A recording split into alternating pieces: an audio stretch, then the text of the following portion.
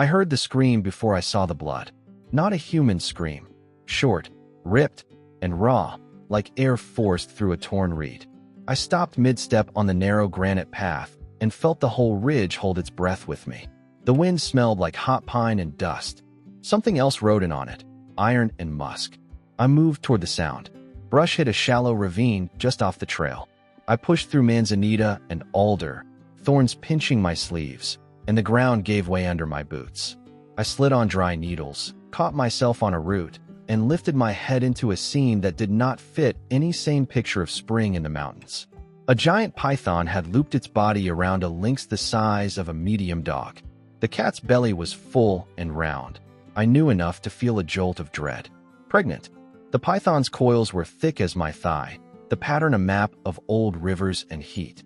The lynx kicked, claws throwing dirt, mouth open in a silent snarl that showed broken gum lines and a chipped canine. Her foreleg twitched, one hind leg was pinned. The snake had her mid-chest and neck in a figure-8 grip and was ratcheting down.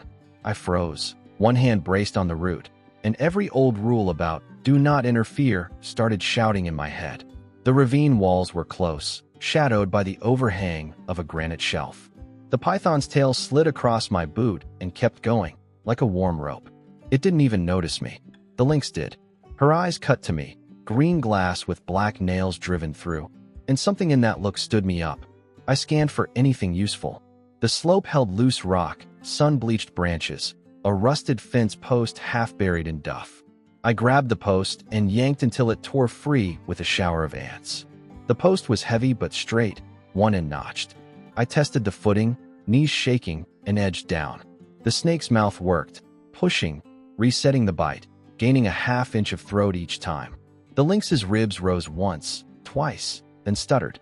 I spoke without thinking. "Easy, girl. Hold on." My voice sounded small in the ravine. The python's head tracked the sound for a second, yellow eye flat and unreadable, then turned back to the cat. I felt the choice land on me like a sack of wet sand. Interfere and risk everything. Don't, and live with it. My stomach flipped. The post slid in my hands, sweat slicking the rust.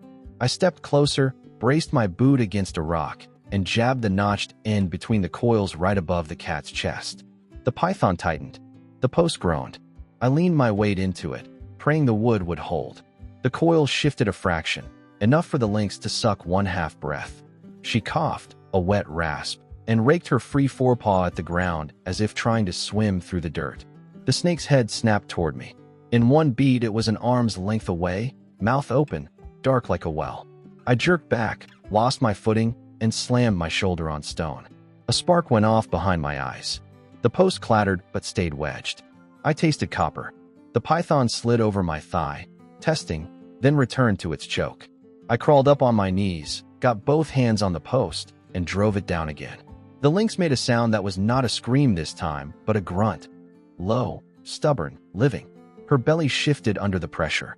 I saw it, a ripple, and my brain flashed an image of small lives sealed inside. I swallowed hard.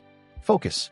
The ravine had a split, a little chute where winter water chewed a path through the roots. If I could lever the python a foot that way, the angle might break its grip. I planted my boots wide, turned the post, and heaved. The coil rose a hair then slid back, taking skin off my palms with it. The snake's tail whipped, striking my calf. Pain burst bright, and then settled into a hot line. I took a breath. Again, I ground my heel into a notch in the rock, bent my knees, and pushed with my legs, not my back. The post bit, wood whining, and the top coil shifted another inch toward the chute. The lynx's ears flattened.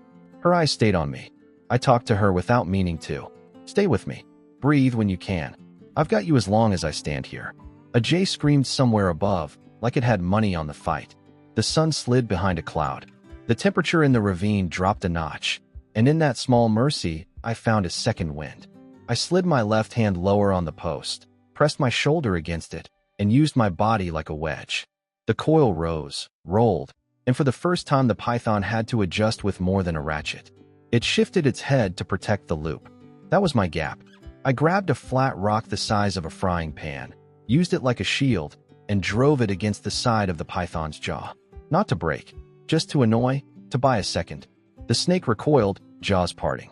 The lynx sucked a full breath and exploded in a spray of claws. She raked the ground, found purchase, and twisted. The coil slipped down her shoulders to her forelegs. The python tightened lower, but the choke on her throat eased. She was not free. Not yet. But she could breathe. I heard it, a torn bellows sound, and kept levering. The fence post started to splinter. I shifted my grip, slid my hands closer to the fulcrum, and felt the wood fiber give like bone. Easy, easy.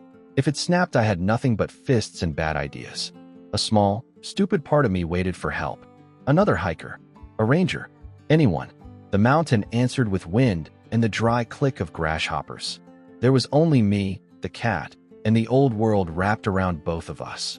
I set my jaw and pushed the coil another inch toward the chute. The python changed tactics. It released the lower loop long enough to throw a new turn over the lynx's hindquarters. I saw it coming and did the only thing I could think of. I shoved my forearm into the gap the coil needed. It wrapped my arm instead of her leg. Heat and pressure hit like a car door slamming on bone. For a second, I could not feel my fingers. My vision narrowed to a tunnel with a yellow coin at the end of it, the python's eye. I yelled and drove the post with my free hand. The coil that had my arm tightened, then stuttered. The snake could not crush both of us with equal force. The lynx used the sliver of relief to twist again, ripping fur and skin, and roll onto her chest. Blood slicked the ground under her, bright against the needles. I felt the coil on my arm shift left, toward the chute. I let it take me. I leaned into the pain and fell sideways, dragging the wrap with me. The python's head swung to track me. In doing that, it loosened another fraction around the cat. She surged forward, forepaws punching, and got her chest clear of the tightest ring. The fence post screamed and cracked longwise. I slid my hand to the thicker end and used it like a club, not on the head but across the coil cinched on my arm. A dull thud, another, and the muscle twitched. I yanked my arm free and shoved my shoulder into the loop around the lynx, trying to keep it from climbing her ribs again. We tumbled as one awkward animal toward the chute, stones skittering, dust rising in a bitter cloud. The python followed. Of course it did. Mass and momentum, unstoppable. I rolled clear at the last second, grabbed the lynx by the scruff like I had seen wildlife techs do, and slid her a few feet farther down where the narrow walls forced the snake to adjust its angle. Every half second counted. She raked at the dirt, not at me, and held herself up on trembling forelegs. I stood, swayed, and looked for one more thing to turn this. There, a length of old irrigation pipe half buried in the bank, probably washed down from some long-dead homestead. I stomped the dirt free, hauled the pipe out, and wedged it crosswise between the ravine walls just above the snake's path. A low bar, a gate the python would have to climb over with its own weight. I hauled the lynx under that bar and put my back to it, then faced the snake. It came on, slow but certain, tongue tasting me, the cat, the air. I did not have another plan. I raised the broken fence post and waited for the head to choose. It chose me. The strike was not fast like in videos. It was deliberate, a hammer falling. I met it with the post. Would hit bone with a flat crack. The head dipped, then rose again. The python began to climb the pipe, body pouring over like thick rope over a beam. Its weight dragged the middle coils lower, loosening the old loops.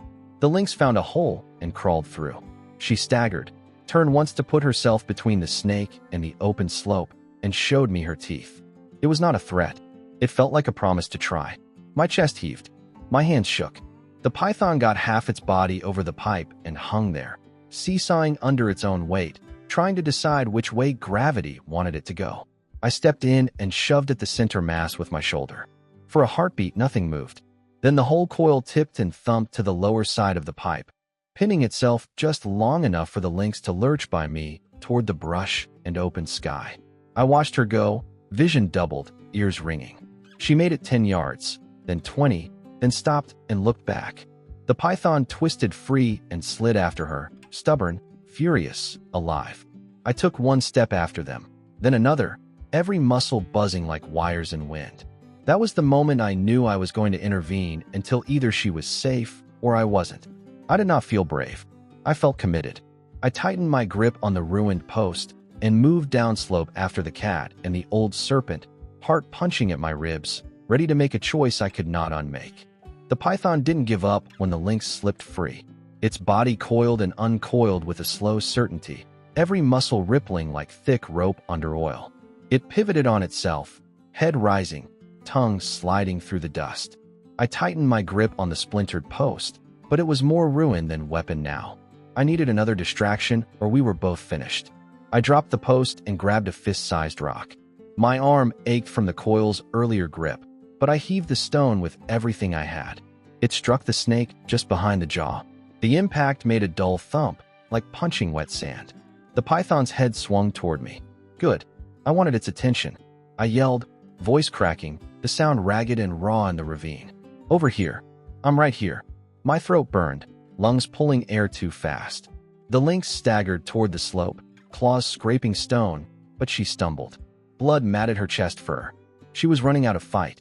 The python flowed toward me, each coil sliding with terrible grace. Its head dipped low, tongue tasting the dust where my boots scuffed. I stepped back, grabbed another rock, smaller this time, and hurled it. Missed. It clattered off the wall. The snake didn't flinch. I bent, snatched up a long branch, bark peeling in my grip. Not much, but better than bare hands. I jabbed at the head when it came close, the branch flexing with each hit. The python hissed, quiet, but it vibrated in my bones. It struck once, faster than my eyes could follow. The branch cracked in half and flew from my grip. I stumbled back, barely keeping balance. The lynx coughed, a weak rasp. I looked. She tried to climb, her paws sliding on loose stone. The python turned, sensing weakness again. No, I shouted, my voice echoing up the ravine walls. I threw myself sideways, scooping another rock, and aimed low this time. It hit the soft underside near the coil. The snake recoiled slightly, tail lashing, and swung its head back at me with a fury that hollowed out my stomach. I smelled it now, musky, heavy, mixed with the iron tang of blood. The air was thick with it. My knees wobbled, but adrenaline kept me upright. The snake coiled back, preparing to strike again. I had nowhere to go but up the slope. I scrambled for footing, slipped, and nearly rolled back into its path. It lunged.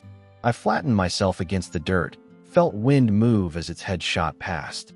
The jaws snapped inches from my ear, striking stone. Sparks of rock chipped into my cheek. My heart slammed. I twisted, shoved with both feet, and rolled down the incline. Dust filled my mouth. The python followed, relentless. Its body covered half the ravine floor now, sheer mass pressing everything else aside. I grabbed at the broken post again, swung wide, and connected with the side of its skull. The wood cracked further, but held long enough for me to land one more blow. The python reared, jaws open, showing a black tunnel of throat. The lynx let out a sound then, not a scream, but a growl so raw it froze me and the snake both. She was still alive, still fighting. She dragged herself upright, claws digging grooves into the stone. She faced the python even as her legs trembled under her weight. The snake swiveled between us, me with my useless stick, her with her swollen belly and fire in her eyes. Time stretched thin as wire. One of us was going to be crushed next. Then I heard movement above, a soft crunch of paws on pine needles. My eyes darted up. Shapes slipped through the brush, low, muscular, silent. Not one, not two, 3 lynxes, maybe more, their coats mottled with light and shadow. They watched from the rim, ears twitching, tails flicking. For a second I thought I was done. My body went still, expecting claws in my back. But they didn't leap. They circled, padding along the ridge, eyes locked not on me, but on the serpent below. The python sensed it too. Its head rose higher, tongue tasting the air, coils adjusting. It shifted from attack to caution, body pulling tighter into itself. The air changed. Even the wind paused. The lynx beside me swayed but held her ground. Her gaze never left her kin above. She chuffed once, a short, rough sound. The others answered with low grumbles, tails flicking harder. They were talking in a language older than anything I knew. I crouched, chest heaving, sweat running into my eyes, and realized I was standing between forces I couldn't control. My hands trembled on the ruined post. The python faced outward now, weighing the pack above, the wounded cat near me, and me, the fragile intruder stupid enough to interfere. Every instinct screamed to run, but my legs stayed planted, because I knew if I bolted, It would end with her crushed and me torn apart. And if I stood? I didn't know. The ravine felt smaller by the second. The pack's eyes glowed faint from the shade. The python coiled tighter, ready for something. My pulse pounded in my throat. That's when I understood the truth. I was no longer fighting just to distract a snake. I was standing in the middle of a standoff that was about to decide who ruled this stretch of mountain.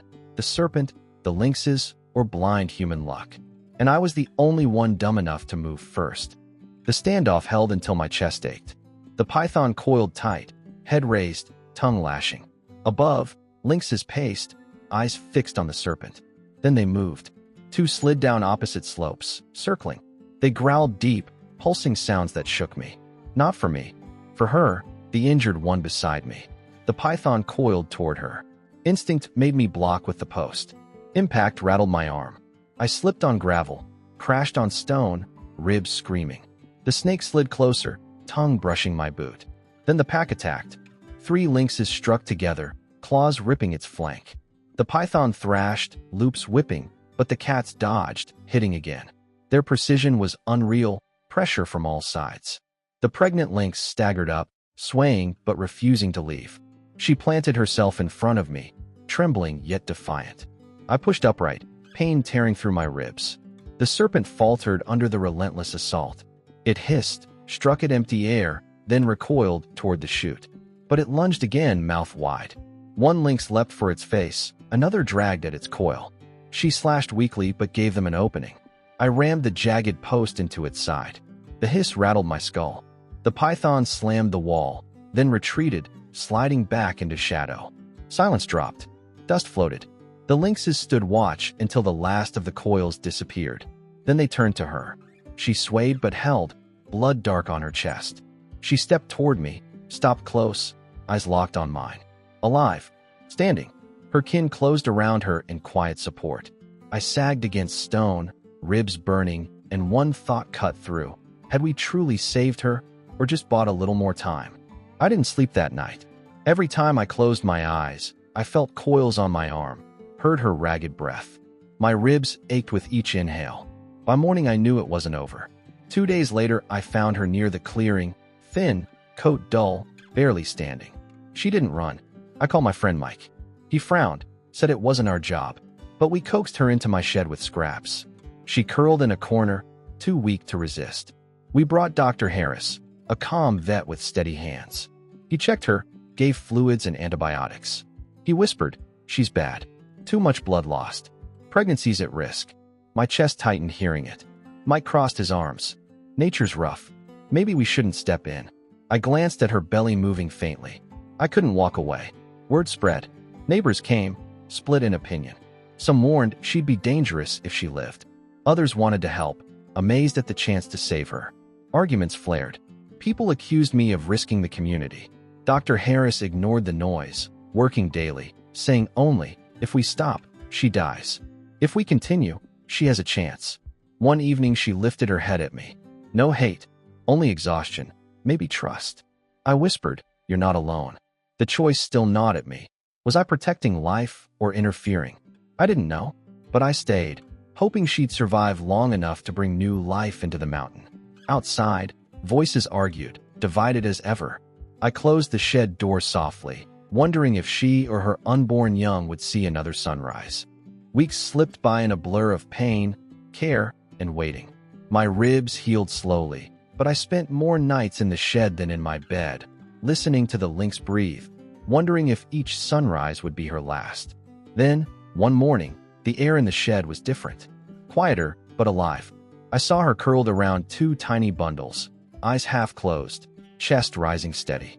Against every odd stacked against her, she had given birth. The kittens were small, their fur spotted and damp, but they moved with fragile insistence, nosing for warmth. She licked them weakly, ears flicking toward me when I stepped closer. I froze, then backed out, giving her space.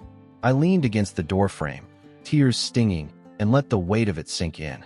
She'd made it. They'd made it. Mike came by later, and when I showed him, he whistled low. Didn't think she'd pull through, he muttered. Guess nature still surprises. He smiled despite himself, then grew serious. You realize this means they'll grow up wild, right? They won't stay near. They'll vanish back into the mountain. I nodded. That was the point. Survival, not possession. Over the next weeks, I saw the pack again. At dusk, silhouettes on the ridge. Sometimes a flash of eye shine, tails cutting shadows. They didn't approach, but they lingered near. Watching, waiting. It felt less like a threat now, more like acknowledgement. She was never really mine to save. She belonged to them, and they knew I'd only held the line until they could take over. One evening, the kitten stumbled into the clearing, clumsy but determined. She followed, leaner now but stronger, coat shining where it had been dull. She called softly, and the rest of the pack appeared at the tree-lean, silent shadows. The family gathered, moving as one, then slipped back into the forest. My chest ached, but not from injury this time. From something harder to name. The python never returned. Still, its memory lingered, a shadow etched in muscle and fear.